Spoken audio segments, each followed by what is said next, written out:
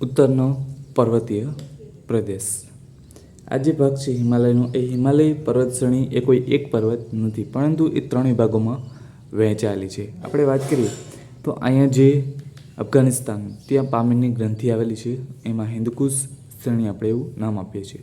હવે હિમાલય છે એ 3 વિભાગમાં કઈ કઈ વહેંચાયેલ છે, તો એ પેલું છે બૃહદ હિમાલય, લઘુ હિમાલય અને શિવાલિક.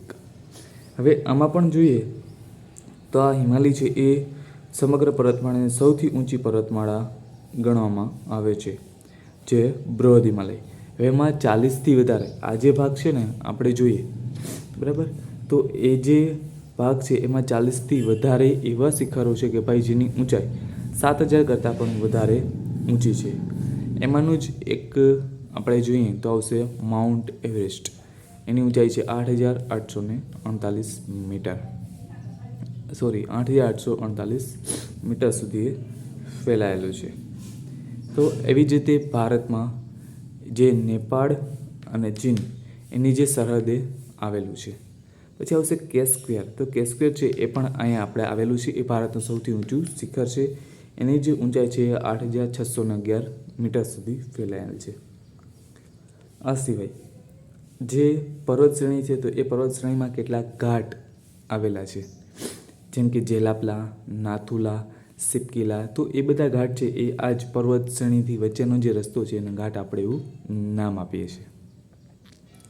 પછી આપણે હજી આગળ વધીએ તો આવશે બૃહદ હિમાલય, કે ભાઈ આ જે હિમાલયની પર્વત શ્રેણી એનાથી નીચે આ જે ભાગ દેખાય ગ્રીન કલર જેવો, એ જે બૃહદ હિમાલય. બૃહદ હિમાલયને આપણે બીજું નામ આપીએ છીએ, બૃહદ હિમાલય પછી આવશે લઘુ હિમાલય અથવા તો મધ્ય હિમાલય. હવે આ પર્વત શ્રેણી છે એમાં 80થી 100 કિલોમીટર, અહીંથી તમે જુઓ ને તો એ 80થી લઈ અને 100 કિલોમીટર સુધી જે પહોળાઈ છે એ ધરાવે છે. એમાં કેટલાક આપણે કહેવાય કે ભાઈ ગિરિમથકો છે, એ ગિરિમથકો પણ વિકાસ પામેલા છે. જેમ કે જોઈએ તો ધર્મશાલા છે, બરાબર, પછી ડેલહાઉસી છે, શિમલા છે. તો આ બધા કેમ આવશે? હિમાચલ પ્રદેશમાં. એવી જ રીતે મસૂરી છે તો એ ઉત્તરાખંડમાં અહીંયા જે છે એ મસૂરી આવશે, બરાબર. પછી આપણે વાત કરીએ તો અલ્મોડા છે એ પણ ઉત્તરાખંડમાં આવશે. રાનીખેત છે તો એ હિમાલયમાં આવશે. પછી દાર્જિલિંગ છે તો એ સિક્કિમમાં આવશે. તો આવી રીતે એ જે બધા ગિરિમથકો છે એ પણ ત્યાં વિકાસ પામેલા છે. એવી જ રીતે ફરવા માટેના યાત્રાધામો પણ જાણીતા, જેમ કે અમરનાથ છે, બદ્રીનાથ છે, કેદારનાથ. તો એ બધા અહીંયા ઉત્તર ભારતમાં આવેલા છે.